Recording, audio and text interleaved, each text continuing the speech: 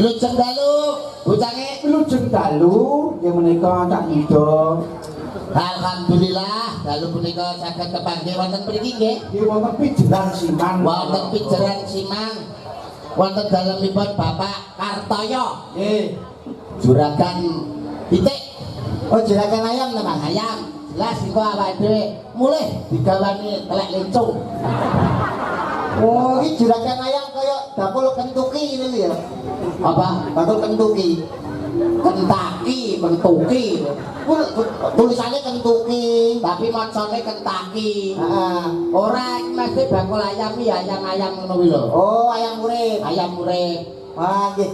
Anu mumpung panggih jenengan tanah iki iki suasanane nggih tasik ulah riyaya. Nggih. Wulan riyaya sesawal Mas. Sawal. Iki ngaturaken minal aidin al faidin, mohon maaf lahir dan batin. Sami-sami Mas. Sepinten kakai kalepatan kula panjenengan ben kula paringi pangapura. Wis to. Ngomong ki lho. Kowe ku Mas. Kowe ku ngerti riyoyonan apa ora? Ya ngerti paham riyoyonan Pak Marsudi. Minal aidin wal faidin. Mohon maaf lahir dan batin. Sami-sami Mas. Sepinten kakai kalepatan kula. Nggih. Panjenengan pun kula paringi pangapura. Salah leh mau ngomong sampean contone Mas, sampean contone. Nyuwun pangapunten sedaya lepat kula dosa sampeyan lebur ing Ariyaya niki. Iya iya tole Mas iki wong nom akeh salahe sing tuwa sing sabar yo coba tak mesu. Kowe iki diwarai kok iso malah nglunjak. Kono njaluk sepuro kok aku meneng. Maksude Mas Marsudi te marai awakmu ki nyontok kono Kene iki wong tuwa. Kowe ora isih bocah enom. Lha nggih sampeyan kok sanjange pripun? Heeh. Sanjange nggih lepat kula lan dosa sampeyan lebur ing Ariyaya menika. ya padha-padha ya Le, sekolah sing pinter aja nakal wae. Ndak ngadu pitik terus wae kowe. Enggak kuwi to. biasa ndase ngono lho Mas. Kowe iki diwarai kok iso. Matur nuwun awake dhewe ditimbali Pak Kartoyo. Awake dhewe dandan ning guri ning gone Pak Slamet. Matur nuwun Pak Slamet. Jan wong kok gerapi asmana. Ngapa? Jajan sapernane jajan ditokne kabeh. Oh iya ta Mas. Ketoke kurang bodho ketoke. Perotine rada tengik-tengik piye ngono. Jajan anyar karo Mas anyar mau. Untung ora kunangan Pak Polisi. Lha nyapa? Ngomong ngerti Pak Polisi jelas dicekel mal. Perkarane apa? Nek pasal 378 pasal penipuan. Pasal penipuan. Lah nek black tulisane kongguan tak buka rengginan kok. Kuwi ade BCK apik lho. BCK apik kok kabeh lho. Rumangsaku iki Pak Kartoyo. Pak Kartoyo. Iki ning nggon daerah kene iki nuwun sewu daleme kene. Tapi nyambut gawene ning Jakarta. Pak Kartoyo karo Butumi? Iya, Ning Jakarta. iya toh. Loh, ora tahu kok gak pernah ketemu sama gue. Gue lewe. Gue sebenarnya asli Jakarta, coy. Emang lu asli Jakarta? Gue asli Jakarta. Pernah ketemu sama Pak Karteye? Pak Kartoyo, Pak Kartoyo. Jakarta, gue main dong ke sana. Lu Jakartanya mana? Tanah Abang. Tanah Abang, renak Tanah Abang nih. Nah, itu nek kono dadi Tapi nek Tanah Abang ya Tanah Abang. Iya, Tanah Abang. Lah kenapa lu tinggal di sini? Gue udah lama di Jawa, coy. Kenapa? Karena di Jakarta hidup gue terlonte-lonte, jadi gue kagak Sampluk bosan itu, kok iso hidup terlonte-lonte, hidup terlunta-lunta. kono iku ada di Tapi nek terlunta ya coba ganti terlunta-lunta. Iya, terlonta-lonta, Dek. Akhirnya lu hidup di Jawa. Akhirnya gue menetap di Jawa Sama siapa? sama kakek sama adik gue, coy. Orang tua lu di mana? Nyokek sama bokek. Kalah. Nyokap sama bokap. Ayo jadi Tapi nek bokap ya bokap. Iya, nyokap sama bokap di Jakarta Lagi ngapain? nonton bokek. Mulak Iya, Ora iso ngomong Jakarta mbok biasa iki Ponorogo. Ponorogo. Oleh Pak Marsudi. Wah, Jan. Niki alhamdulillah niki Meh lali lho job iki aku. Layak nanggapi suwi. untung aku delok micet terus ngerti. Alah. Delok WA. Niki ajate tasakuran nyanyi ronggon. Mas Ferry Topan Anggoro pikantuk Isna Rohmatika. Wah, jenenge apik. Jenenge apik lho. Asmane Ferry Topan Anggoro, sing putri Isna Rohmatika. Itu menggambarkan seorang wanita soleha. Asmane religius, Mas. Religius. Wah, padha karo aku lho. Aku kok pengen duwe Apa anak. jenengmu TB telek bebek kok religius sing gonci. Lah aku kepengin anakku tak kei jeneng religi keturutan Mas wingi lahir lan poso. Alhamdulillah. Dadi awakmu poso ke lahiran. Heeh, duwe anak nomor 3. Heeh. Jenenge mesti jeneng Islami. Tak jeneng Islam. Poso paling mbok jenenge Muhammad Ramadan. Loh, laus umum. Siti Ramadhani. Halang akeh sing nganggo. Lah lahire wulan Ramadan, wulan poso, Ora tak jeneng Ramadan. mbok jenenge sapa? Aku golek jeneng indah ning gone buku 1000 mimpi. Alah. Buku tafsir bahasa Arab. Yo tafsir basa Arab. Nah. Ketemu jeneng pas sesuai bulan Ramadan. Mbok jenenge sapa? Anak lahir bulan poso, anak lahir bulan Ramadan. Lanang Mbok jenenge Muhammad Takjil Sahur Imsakiyah. Ini dia naik takon aku jenenge Islami ya. Heeh. Mbok jenenge Pas sesuai bulan Ramadan mbok jenenge Muhammad Takjil Sahur Imsakiyah. oh berarti nek nyeluk jil ngono. Kowe nek magrib nek pas subuh yo imsak. Cengengesan kok iso.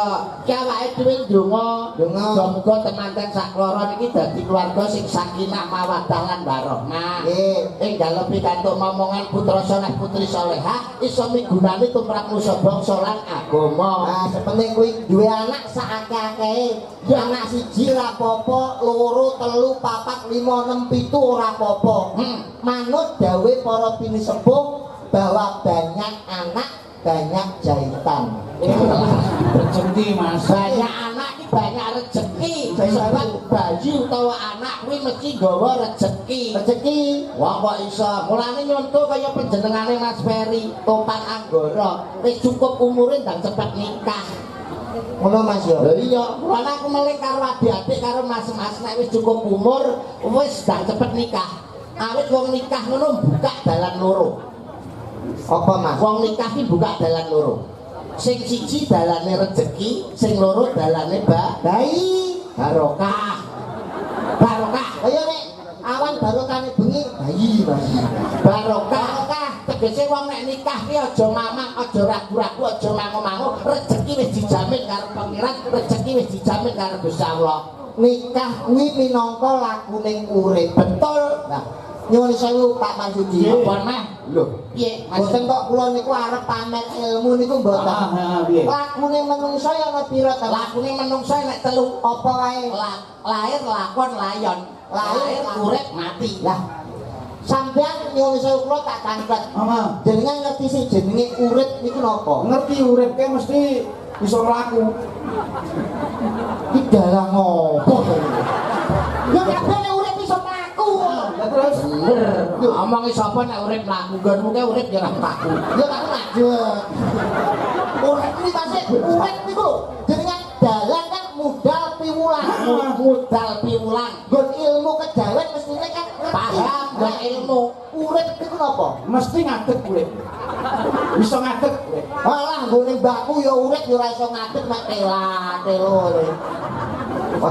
Wis tamam. Maksud piye? Urip kuwi apa? Yo ngerti ta? Apa? Urip.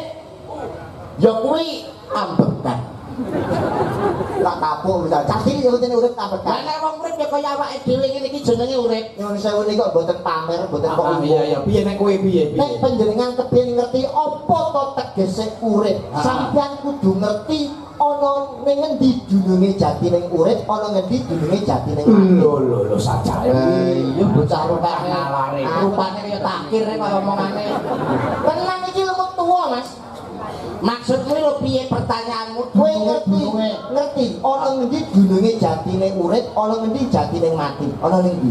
Jati ning urip kuwi ya ning donya urip kaya ngene iki. Mulane wong kudu ngerti apa to sejati ning urip. Urip ki sing kepiye? Ya ambekan, mlaku, napas ngene iki. Sampeyan ngerti jati ning urip? Lho, ya ngene iki lho urip ki ambekan, napas lho. Kurang-kurang. Nek sampeyan pengen ngerti jati ning urip, tak duduhi, Mas. Apa? Sampeyan ket ngaji mesti wis diwarai huruf hijaiyah. Lho niku kuwi jati ning urip. Mulai saka huruf alif fathah a, alif kasra i, alif dhamma u.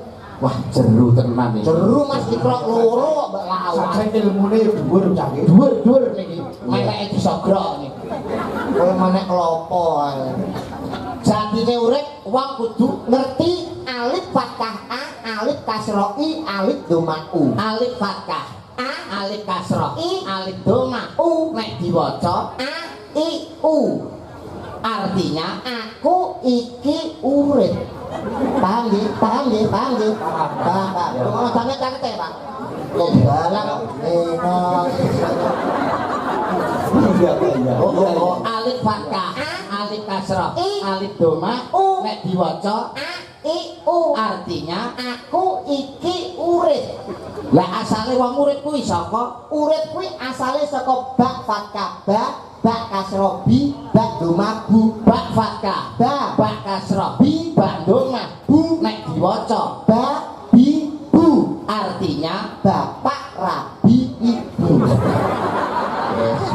Paham ora? Yo, Nah, plongo ae. Ngono kok apa bayaran larang.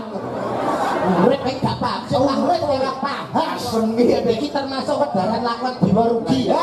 Dirugi, dirugi. Ratus lawe bulan bilang 20 rugi.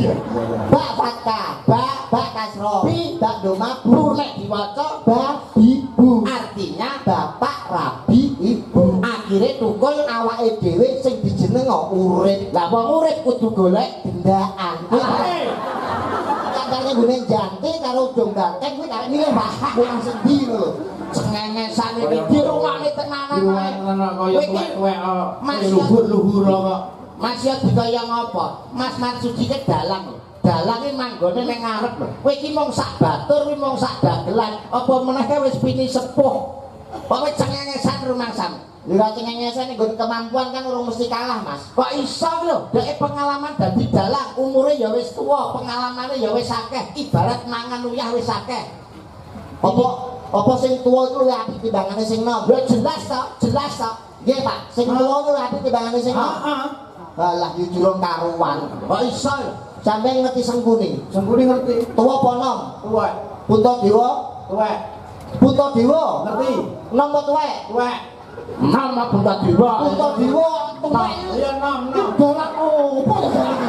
Lah kalau kowe tak kaya salah nanggap dalang begitu. ya laire karo kowe dhisik Puntadewa. Lah Iki antara Sengkuni karo Puntadewa. Lah ya ngono. Sengkuni kali Puntadewa. Nah, tuwek Sengkuni. Api ndi to mindake? Ya apik Puntadewa. Lah ngono kok dhewe Sengkuni luwih apik. Dene sampeyan dalang model apa? Aja lho malah mbok seneni. Kok malah mbok seneni iki lho. Lah yang iki seneni wong. Men kula belani Mas sampean. Ya kok Ngono sing mbok tekokne aja nggon wayang. contohnya apa? Ya contone kaya awakmu ning gone Pak Slamet mah lho, mangan jeruk ora? Ya mangan. Legi ora? Legi. Nom mbok tuwa. Enggak lho. Wah, nek nom cut gedang mau legi ora? Legi. Tuwa apa nom? Wah. Nek nom cepat. Lah dadi pada intinya panganan apa wae kuwi nek tuwa luwih enak tinimbang sing nom. Panganan apa wae? Nek tuwa luwih enak tinimbang sing nom. Aku tak takon ya. Apa? Kowe wis tau mangan jangan bung. Kowe mangan jeruk ora?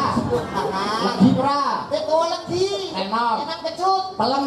Pelem itu legi. Enom. Kecut. Lah ya pada intinya panganan apa wae kuwi nek tuwa luwih enak tinimbang sing nom. Hut, aja mbok bantah. Wis stop. Hut hut hut. Wis. Sing bantah iku lho sapa? Lah wi, Panganan apa wae? nek tuwa luwih enak tinimbang sing nom. Aku lak mung takon. Apa? Omahmu ndi? Ngawi. Kowe wis tau mangan jangan bung. Mangan bung ya tau. Jangan bung wis tau ta? Tau sering. Gawene saka apa, Mas? Saka pring. Sing digawe pring nom apa pring tuwa? Ora mesti sosok nom, sosok tuwa. Jangan bung gawe saka pring nom. Lah jenenge bung anak pring ya pring nom. Jangan bung gawe saka pring. Pring nom. Lah nyapa gawene ra saka pring tuwa ben nyoglok cangkemmu. Lah masa tuwa nek dagelan mangan gedhek kowe iki. Lah terus sing tuwa luwih enak. Ora kabeh, iki sowan ning Ponorogo. Paling ora mung awake dhewe tok sing ditimbali. Iki enek artis saka Ponorogo sinden kudang sing Aja sembrono kowe tenan. Aja sembrono Ngadepi Paranggono Ponorogo aja sembrono. Aja sembrono. Apa nek aku duwe iki sinden Lucy Brahman Ponorogo. Alah, alah. Ponorogo iku alah. Ya Kalah piye maksudnya? kalah sekti kali Tuban to, Pak. Kok iso kalah sekti? Tubane plat nomor S. Lah sebab apa Tuban plat nomor kok S? Mergo ning kono akeh makam Sunan. Contone Sunan Bonang, Sunan. Sunan Bejagung, Terus Sunan Dar, Sunan Dir, Sunanto. Alah.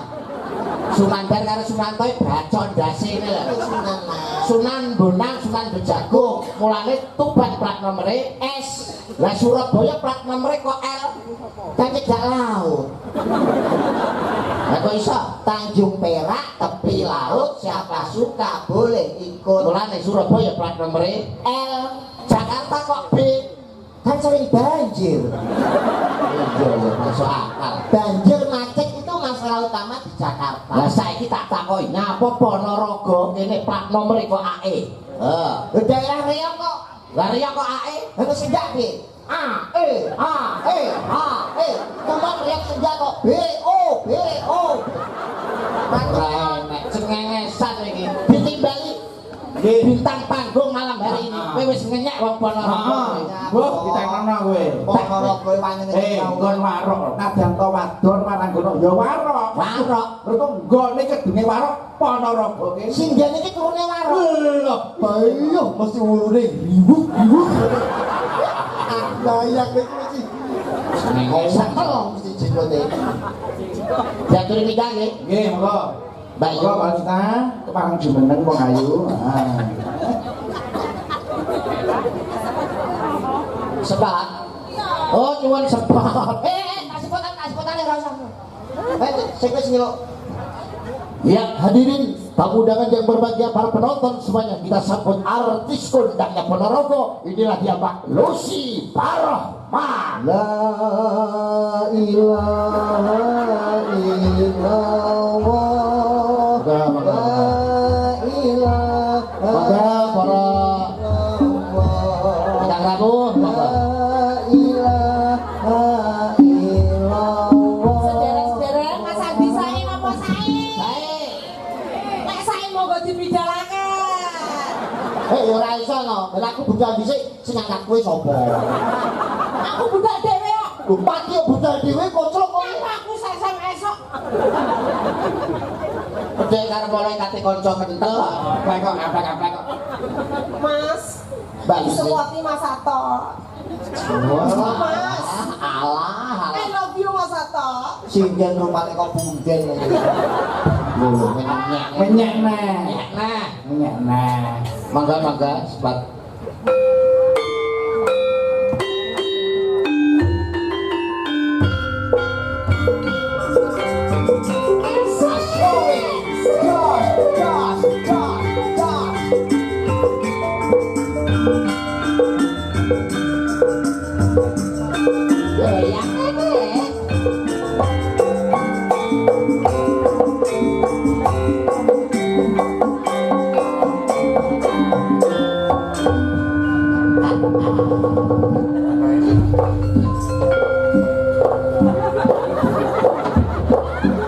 Kalau yang minta kabeh.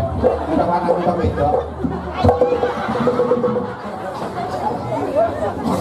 Sugeng dalu Mas Dalang. Sugeng dalu Mbak Lusta Brahma. Bapak Marsudi. Sugeng kawula dangu mboten pinanggih mugi tansah diparingi kesehatan. Amin. Panjang yuswa kelancaran rezekinipun. Pangestu panjenengan Mbak Lusta. Menika taksih nuansa Raden kawula nyuwun pangapunten sedaya kalepatan. Mbok pilih wonten lepat selama kula sambung kali panjenengan sakonten. Wedi. Dumawak sami-sami wong ayu Mbak Lusta. Matur sembah nyuwun. Nggih. Kula aturaken matur sembah nyuwun dumateng Bapak Ibu. Ingkang sampun nimbali kula sak kanca dan menika mugi Rai iki ditabrak bis ya. Sing salah ya kowe dhewe rai sanggon-gon. Nyun sewu lho Mbak Yu. Sampeyan nika wong Jawa to. Panggih kalih Mas Marsudi menika dalang kedahipun sopan santun adat istiadat menika dipun damel. Kenalane kaya pitik ngendhok. Mosok bokong kok mburi tak delok kaya 29 in. Kaya layar tancap. Kenalan kok kok ngene tapi nyun sewu rek. Delok yo kaya Nggih gini. ora ketok saru. Contoh sing paling bagus yo gini. Sugeng dalu Mas Marsudi. Jengdalu Mas Marsudi. Nggih. Dangu mboten pinanggih. Kados pundi pawartosipun. Ngapa pangarep aja mengguri. Sugeng dalu Mas Marsudi. Dangu mboten pinanggih dos pundi pawartosipun. Oh. Kanjeng sae. Wes. Iki Semanten ugi Bapak Ibu tuan rumah. budaya bubrah iki budaya bubrah. Nah, perkara TB dadi bubrah iki. Mbak. Buge. Perkara TB bubrah iki. Sampeyan aja ngene-ngene Pak Kartoyo, Pak Kartoyo munggah karo jane Lucy ana apa to? Sampeyan ki guru ya. Nggih. Karepe kebener ning ora bener. Karepmu bener tapi ora bener kowe. Wong Jawa kuwi ketemu wong sing luwih tuwa, Nah. itu andak Menunduk. menghargai, Lah. munduk. Sugeng dalu Bapak Ibu. Nggih, kados Nuwun pundi, Bu, saya, nggih. pangapunten. Nah, iki lho Mas Yuda. Yuda sarjana. Hah? Ada nek kowe cepok nek karo kepalane. Ora timbang kowe merongos saulane Hongkong ditahan. Lho, ora ngerti. Yuda ki pendidikan. Pendidikan. Kuliah ning Hongkong. Kuliah. Ngerti kowe? Ora ngerti kowe. Kuliah. Berita ning TV di penjara kok kuliah.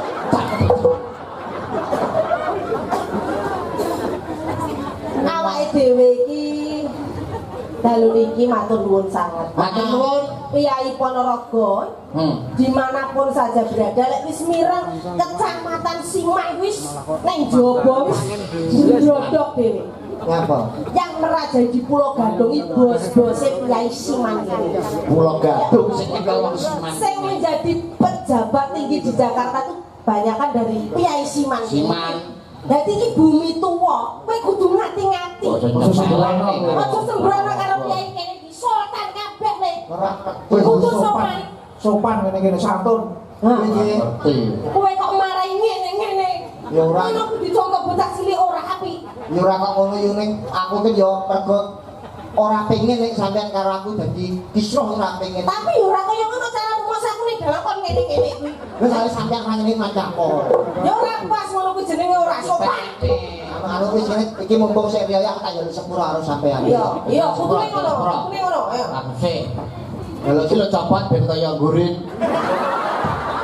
Ya ta, ya ta. Gurun kaya sumber Kowe jajan kaya gurin nawar wong loro ndas kaya lato-lato. Lah wong koncone lho ganteng, gawe beskak, gawe blangkon, Pak Dalan lho bagus, ya toh. Kamu kok secara umur kamu itu masih jauh di bawah belione. Tulus tripine. Nah, kowe lho gawe blangkon bagus lho. Munggah ning dhuwur panggung kok gawe helm iki jenenge ora sopan kowe iki. helm matamu.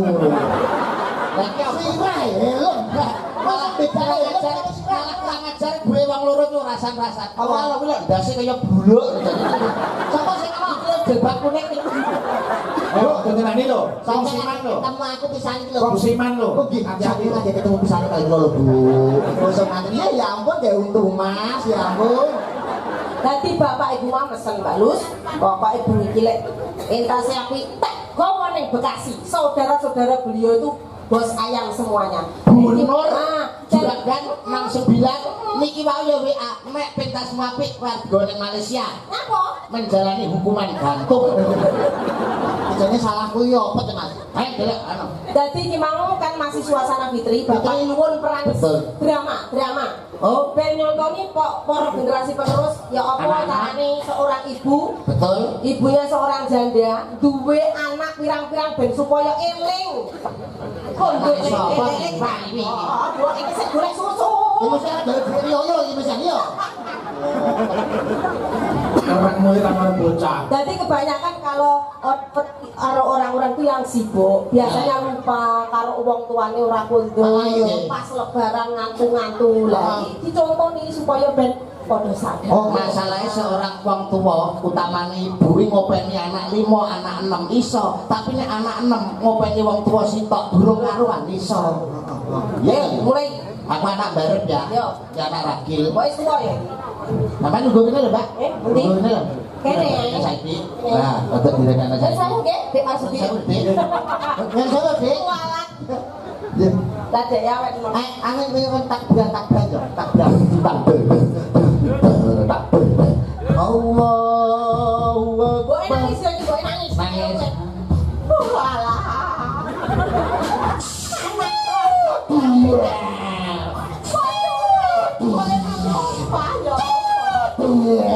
Lho, Pak, Emang percon. iki lho lakar Idul Fitri kok tak Allahu Akbar. Assalamualaikum. Sapa kuwi? Bu, Sapa kuwi? kula ingkang dugi, Bu, anak barep. Sapa? Yuda. Tak kira kanthi lho,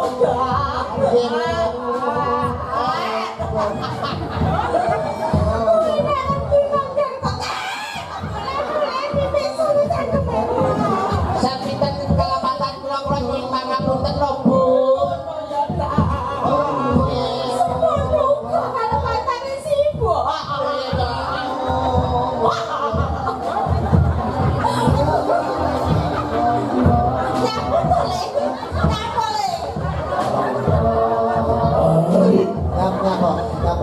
Ayo. Lempoken mau. Sapa? Mbok. Sungkan sapa? Mbokku. Mbok Kandu. Mbok walon. Ini mbok walang pangan dhewe wae. Mbok ora anu. Jasane Mas. Iya, iki dia. Mbok, sebenarnya Mbok, aku sibuk Mbok. Alah, malah telepon. Iki lho moro. Apa kowe iringanmu? Sampah, Mas. Sampah.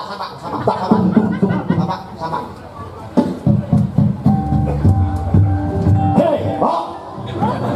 Mbok, aku saja ketok. Hei.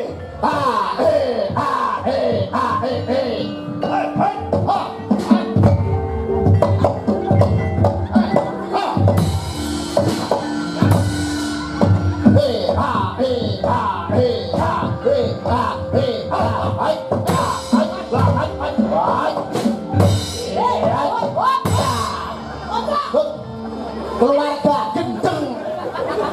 Boke karo anake segendeng kabeh. Ini kan aku keluarga seniman Mas. Apa enek kok iso malah perang lho iki jaluk ngepura.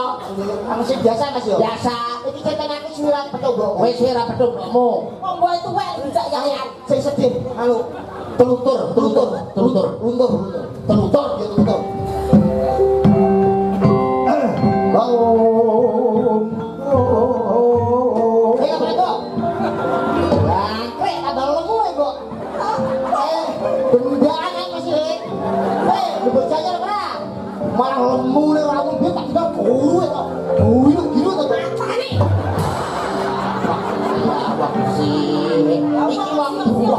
Iki wong tua umure wis 70. Kok plak-plak. Mas aku ben akrab karo Mas Jack sedih. Sesuai karo Kudune teko nangis boe dimeluk to. sesuai karo gedene. Malah boe dipulak soro.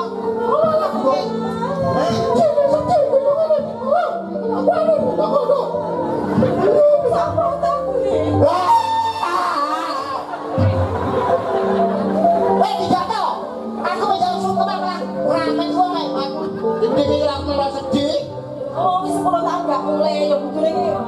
Iki karo boe ya gupoh apa kajian. Betul.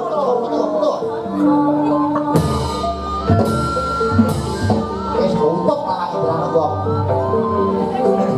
Mbok, Kayak suarane anak tua. aku sing teko. Tak kono boleh. Aku iki. Lewat lagi. Lewat kene.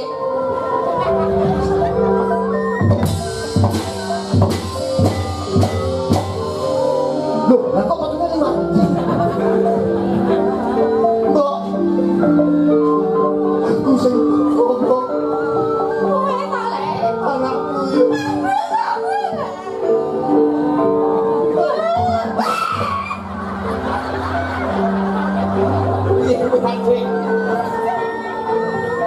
Halo, bangun sih. Apa? Wong sampean krungune ya.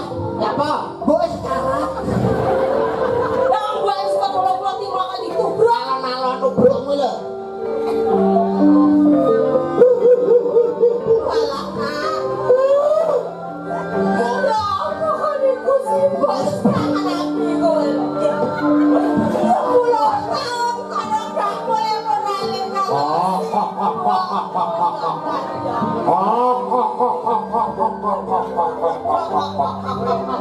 Sepurane jalannya. Sepurane simpakmu yang gede. Sepurane simpak jalannya. Ya ya Mbok. Iki tanganku lagi ya Mbok. Aku lagi nyontok. Balik lho matane. Balik nek tak mengi. Botak, aku ki buangmu pe duwe jalan sepuro anakku. Kok malah kon. Memang from kamar mandi tok ambune pusing. Ya, Aku jalan kiri ketek ya solar. banyu dibutek. Kok tak tutup dene tembok. Yo, kowe sing suami aku. Iya, Mas. Aku sing luput Mbok ya. Podo. Podo. Samira luput.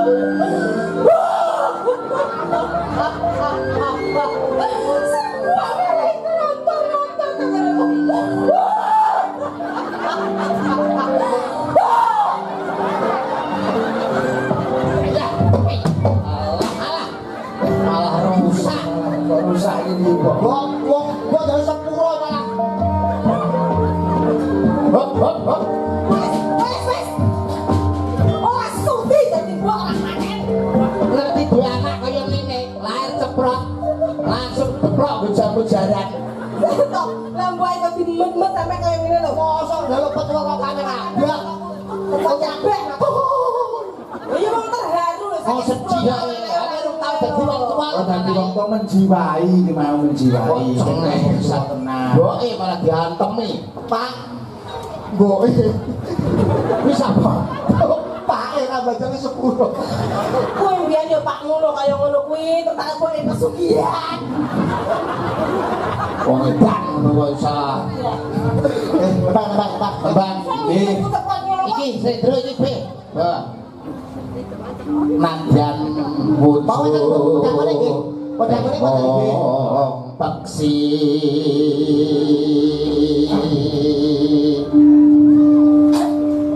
Gawe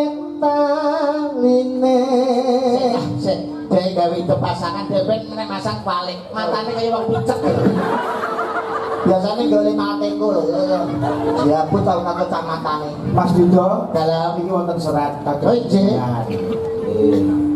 Iya, aja Mas. Kuandel engko jero isine buat Mas Yudo, Mbak Lucy.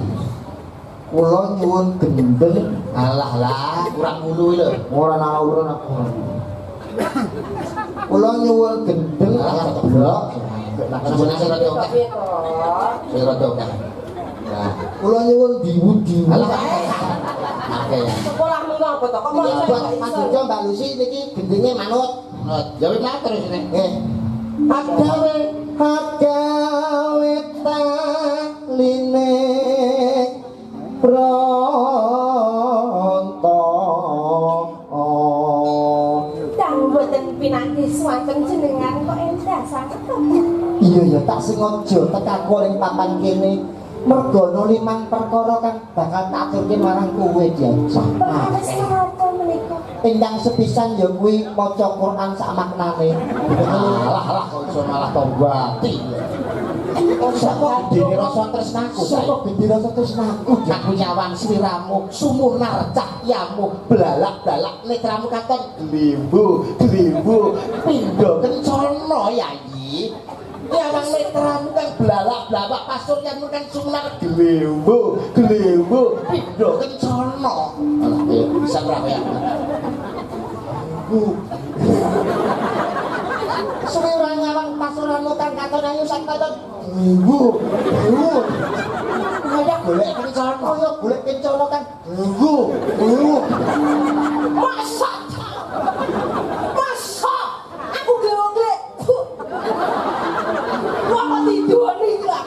Kok gandrong ki lho kaya menghargai wong wedok. Alus manis yang Kok Mas kula pengen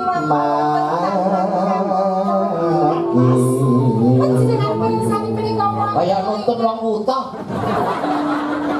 Sampeyan iki gandeng iki mbok yo tangane iku lho.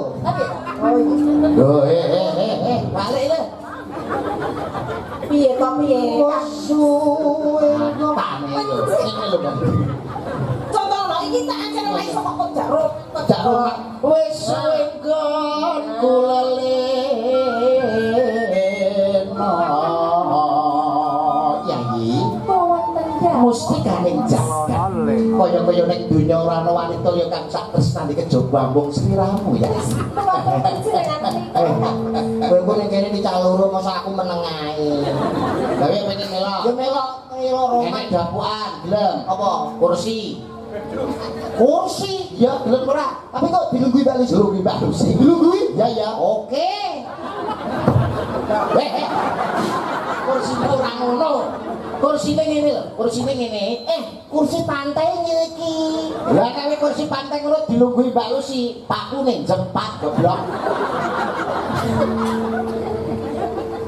Golek isi yayi. Sawangen kae kembang-kembang kan sumunar cahyane ana kembang mawar melati lan kampil. Kaya-kaya gawe tentreme atiku.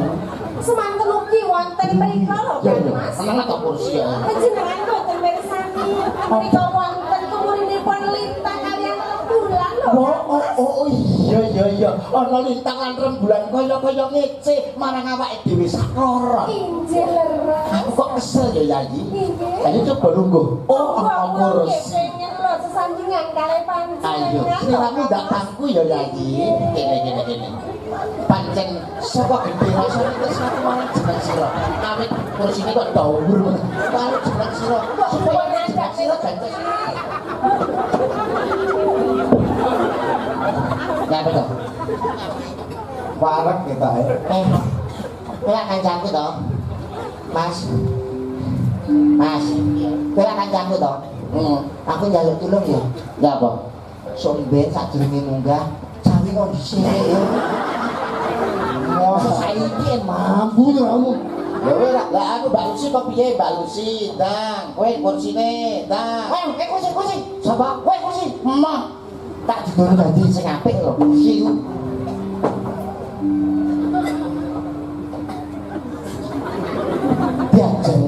wis suwe nggon kula lono Wong tetep yang Mas legah wonten taman kampung. lungguh ayo yuk yuk yuk Sehat, Mas.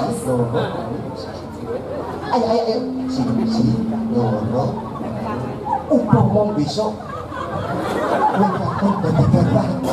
Izin, Mas. siji loro wis Kok iso enak wong lah wong delok karo wong saiki. Aku suruh dan disuruh wong buri dadi mlaku aku. Jare pantesan mos aku pe. Ya ampun untung ora kecakot aku kok. Untung lagi kerowak gue. Dan Ayo terus ke. Golek isi podang jehana. Kok gubuk dino tuh malah sih. Pak Sabro Pak. bener bener. bungae tiku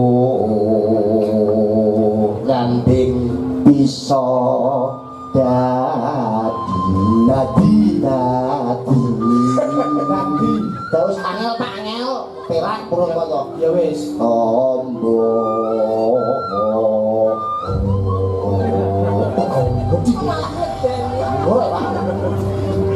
ini mau jamurnya taipnya Pak Nggih? Iya. Oke Ayo.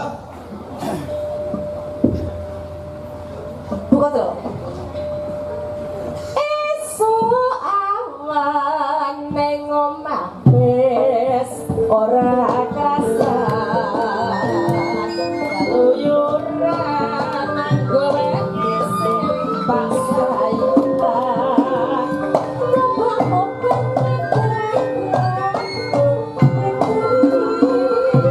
Ora kuasa esok awan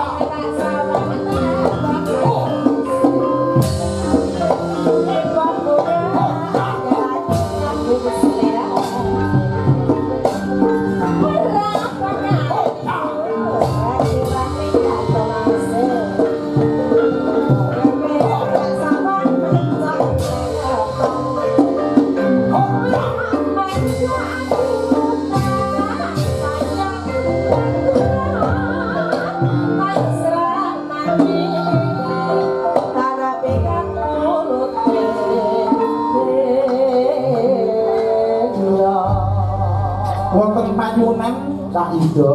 Nggih, nggih. Pun nempai Gerajakan Banyuwangi. Oh, ngaten. Oh, nggih. Mas Yuda. Nggih, dipun balisi. Nggih sekecane. Wonten pambutan napa wau wonten wekasan ngandhang napa? Nggih, saking ngandhang kalau wau wonten anu Mas Marsudi. Nggih. Wonten pamundutan utawi panyuwunan Bos Mbak Nur, kepareng minggah wonten pepanggungan. Oh ngaten. Derek tetembangan utawi nyawer kalian kanca-kanca. Siap. Matur nuwun. Mbak Nur. Nggih, badhe kula aturaken ugi langkung menika dhumateng kadang kula nggih menika tabuh kula dalang saking Jatirata nggih menika putripun Bapak Karsono. Nggih. Bapak Kartomo, nggih, Bapak Kartomo. Kastomo. Nggih. Bapak Kastomo menika saking Jatirata. Nggih, niki dipun midhangetaken sinambi menika layeh-layeh. Nggih. Niki diaturi minggah nggih Mbak Nur nggih. Monggo mriki Mbak Nur. Mbak Nur, monggo Mbak Nur. Wis. Ini para Wah, karo manten anyar. Yo. Ayo, Mbak.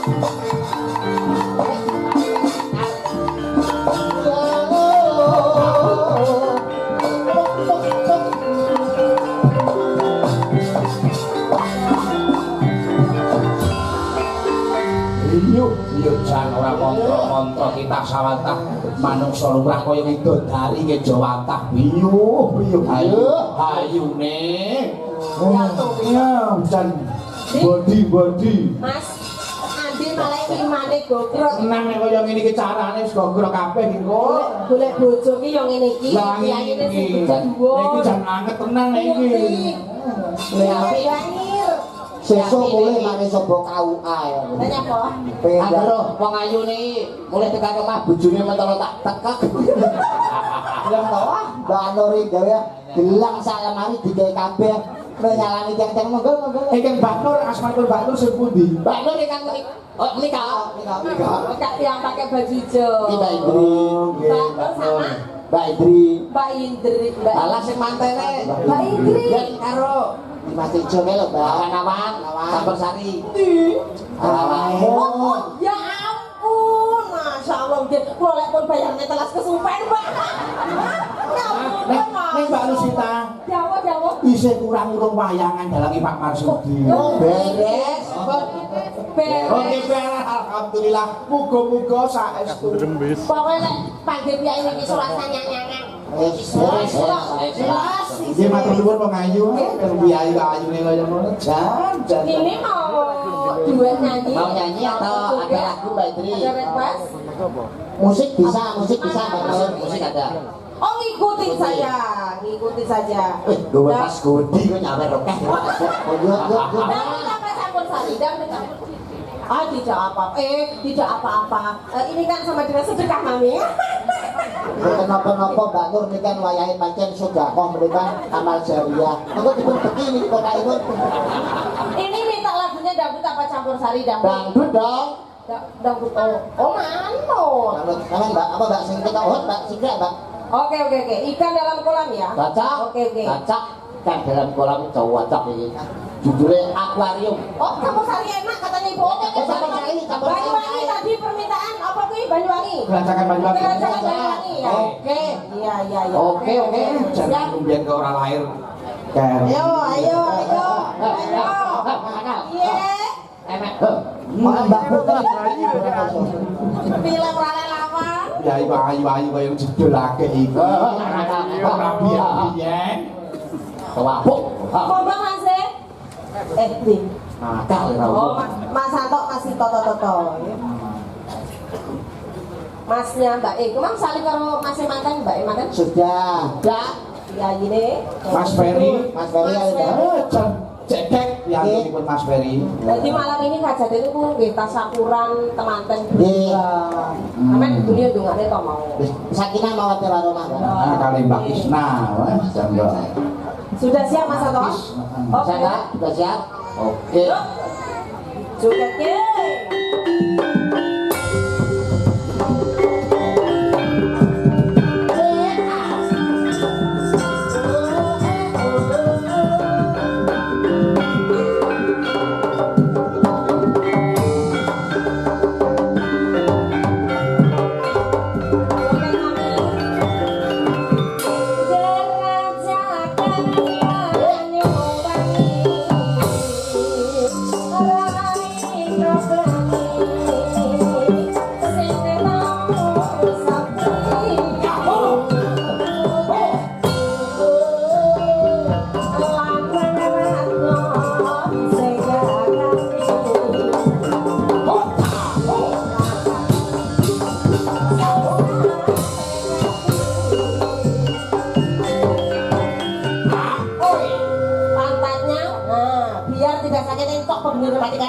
kurang ya. Nah, ya koyo ngono olahragane ngono kuwi.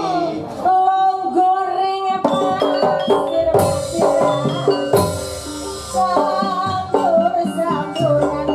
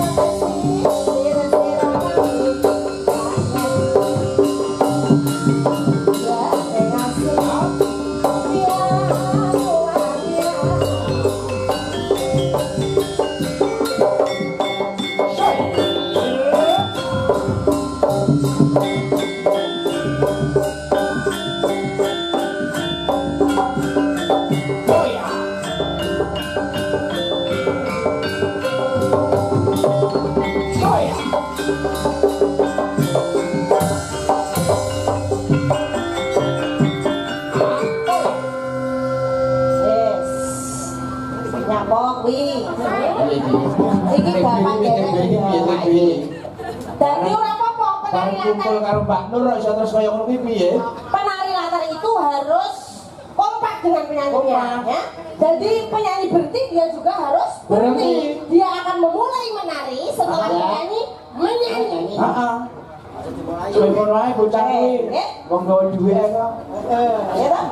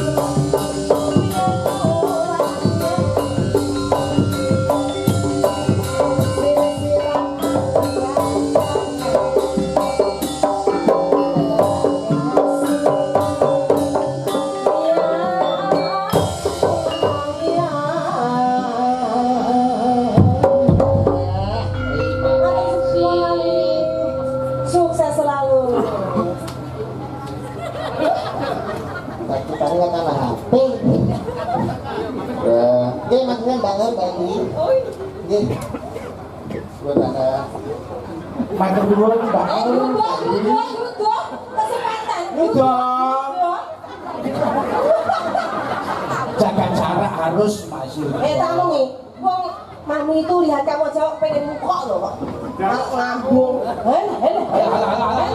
Yes. Nggih. Matur suwun. Matur suwun. Monggo dilengkungati. Matur suwun. Lah ngapa Baikri wis lah ini ben opo jane. Ya ampun, ngeten iki lho jan sing aku sak jane suka lho Mbak iki ya Allah tadi yo piye tak kira yo suka. Oh nggih, gawat sami-sami. Makasih Endi. Nggih. Oh iso. Karepe sik dalem ibu. Suwun Mbak Nur, Mbak Indri. Wah. Jan piye ayu-ayu. Oke, monggo niki gilir gumanti. Lanjut. Monggo niki. Nggih. Lah niki derek. Gimana? Niki jero niki. Adik-adik. Adik niki. Heeh. Kuatas. Tasih wonten pamundutan. Pak Masuki. Nggih. Wonten lagon nggih menika. Dangdutipun nggih wonten. Nggih, yang dipun mau. Oke. Dalam molam ya. Nah, sing barengipun caosi niku wau ilangi gelang kalung, dinding, ugi Tapi ide sae. Satu rasa. satu rasa. Cinta. Sae ya. Hah? Monggo. Monggo nih. Sitat, sitat. Monggo Mbak Lilis kali Mbak Rina. Ini saya udah di kawan saya.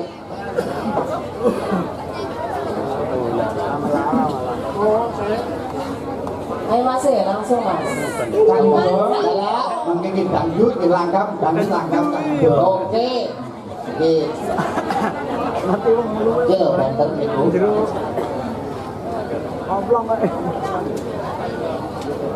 Sampun. Satu rasa sih tak monggo Mas Ambo lho. Sat. Betul. Oh.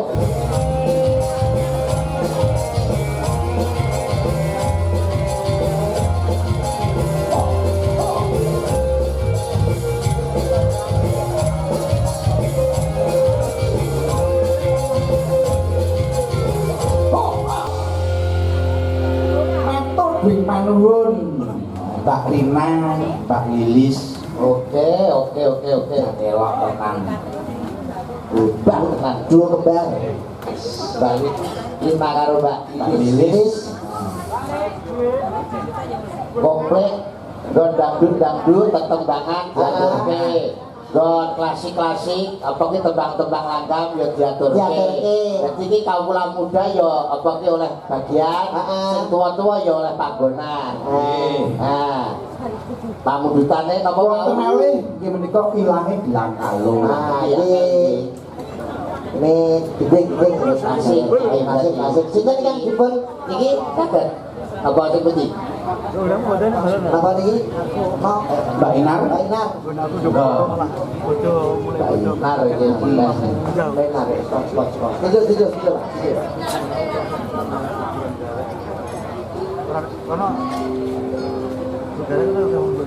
Ugi lageng menika ngaturaken cahya Nggih. dumateng nggih menika warga saking Bapak Kartoyo nggih menika Bapak Lamidi Nggih. ugi Mas Eko nanggenipun ngladosi kawula sedaya. Ugi matur nuwun dumateng Pak Trimo Pratama Saking ngasetan Untara Nadi. Nadi luar biasa rawuh matur Pak Trimo. Pegawai Mbak Inar. Atur panglipur kali dulur-dulur ingkang nembe balik mudik ingkang dereng balik wilujeng panggih bersani pagelaran wayang kulit Ki Marsudi. Oke. Ugi laturaken dumateng nggih menika lagon menika utawi kegendingan dumateng Pak Lurah Sunarto ing desa mriki. Ugi Bapak kami tuwa Jimun, ugi Pak RT Mujikan. Sampun Mbak Limbu. Berarti garam nyemek napa seragenan Mbak Limbu? Sing maksih ora pakai seragenan. Ya Pak. Awake dhewe kudu iso ngedoli. Ya wis kudu Awake dhewe semetu. sak sirahe sanene. Harga lawu kok ora bakal nolak kok. Iya. Aku lawu ya, Pak. Iklan kan. Sampo aku. Aku laku. Contoh.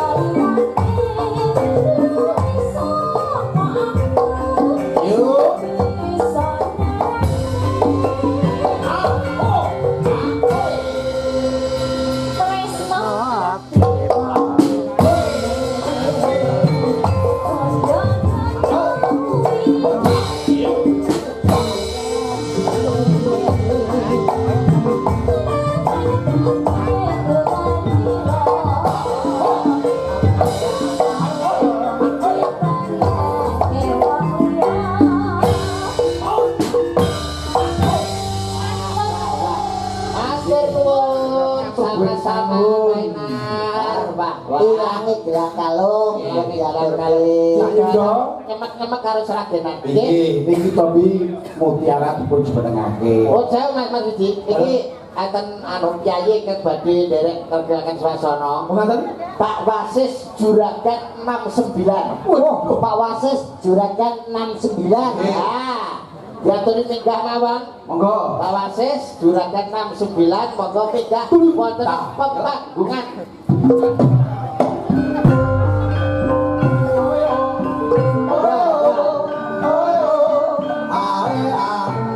Monggo, Pak Wasis. Pak Wasis monggo.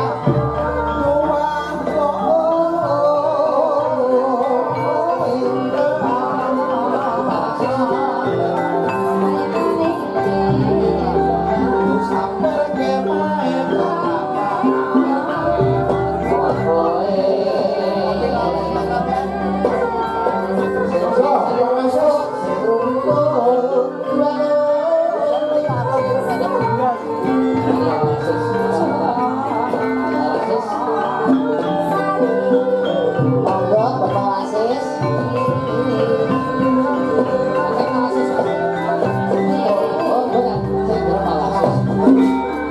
Oh ya Pak Wasis berdiri.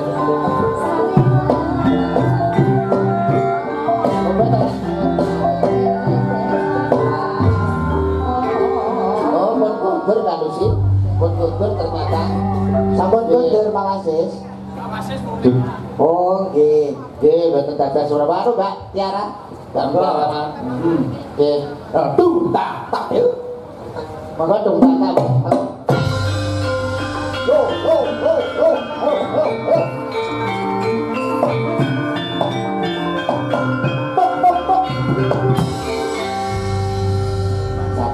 Jagat, aduh.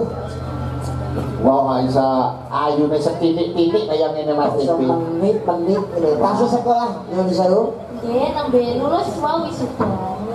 Lulus ta, Pak? Sing SMK. Lulus SMA. SMK. Walah.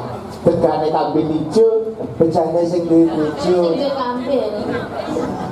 begane tampil gading, Bejane sing iso nyanding. bebasan prikuning mangklung nang pinggir kali sapa wonge ya sing ra pengen ngetok. Pencil kuning merah ati, sapa wonge ya sing rapine cipok. Ora suarane dhewe malah cilik jenenge apa? Ya, Kamu bulan suarane malah cilik. Kudune ya gatrek entek. Ya lagi maju mriki, Mbak. monggo diputiara. Nah, niki dipun aturi nembang napa, Pak? Nggih. Apa dicangu? Wonten pamedina. Kacu kuning. Itune apa iki?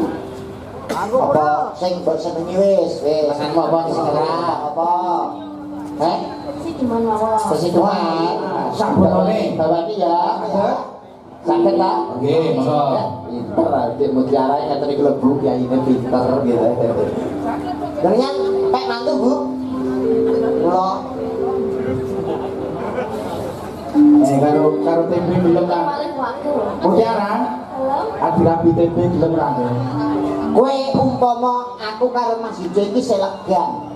Terus kowe kon milih antara ning aku karo Yujo, kowe milih ndi? Milih ndi, Pak? Jujur wae. Kok jujur bingung. Bingungnya kenapa? Pilihane nomor kali ini bingung lho. Apa telu karo dalang? Telu karo dalang wis. Milih ndi? Iki bapak kula. Oh ya bapak ra kok. Ora oleh masa anak ya dipangan bae. Iki mboten sing cocok ngoten lho. Wis umpama wis empet-empetan, empet-empetan lah wis.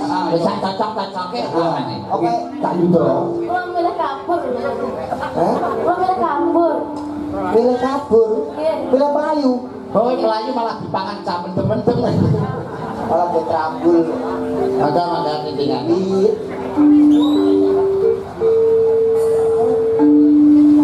Nang Bibi.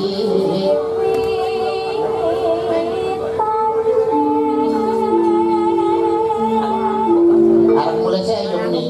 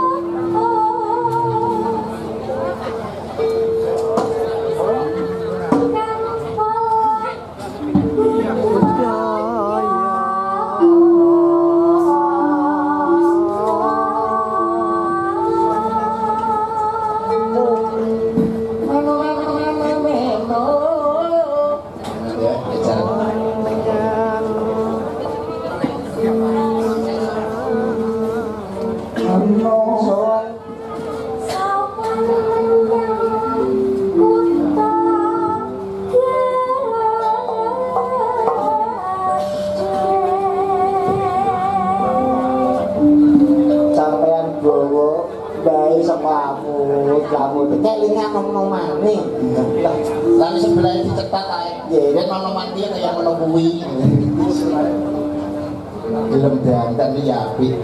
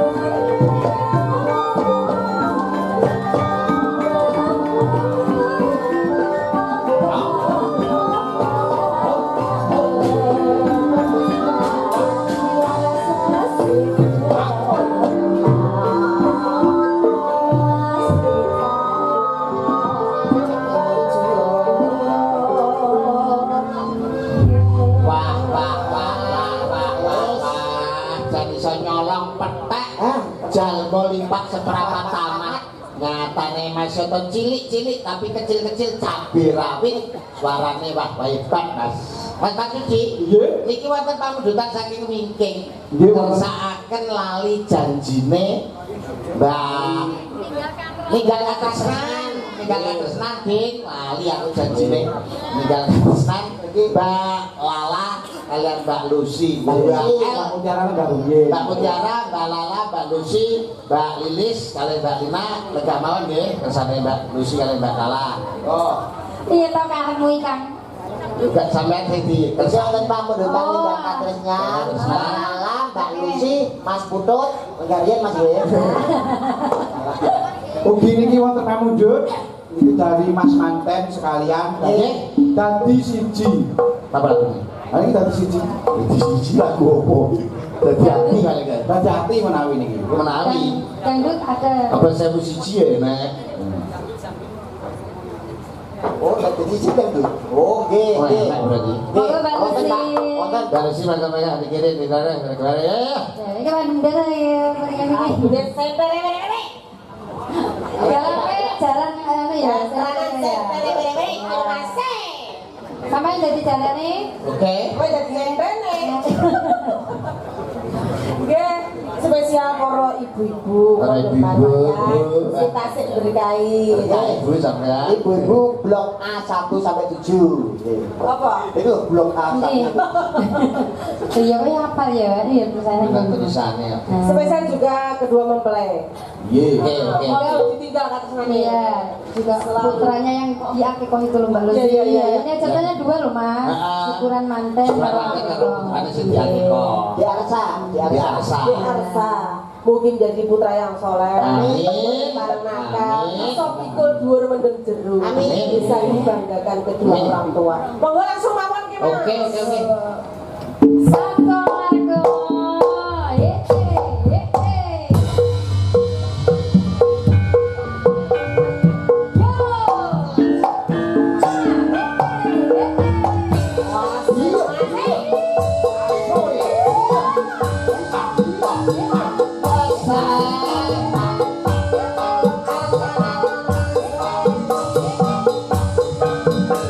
Yo. Ini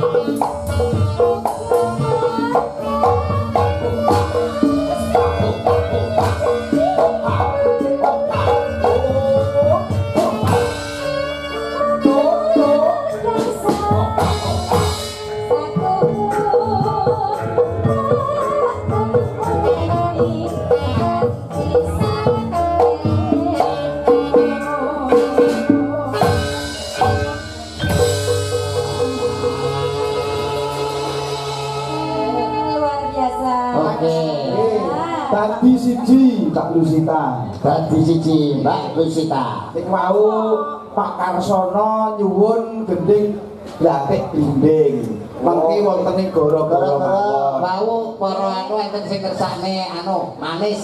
Oh, Manis manis. wonten. Manis. Nggih. Manis wonten. Nggih. Manis seragen beberapa. Manis sing kersane wau Pak Kartoyo. Pak Kartoyo, tuan rumah ya Mas? Nggih, kalih ditunggu. Loh. Manis nggih, kali sampean, Mbak. Oke, dados manis. Serap.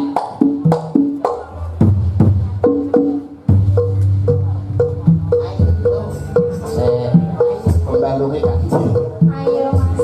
Ayo, Mas. Iya Mas. Sambung nanti. Asik Mas. Darat tanggal.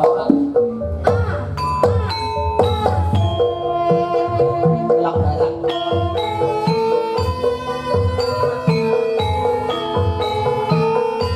Iya, iya.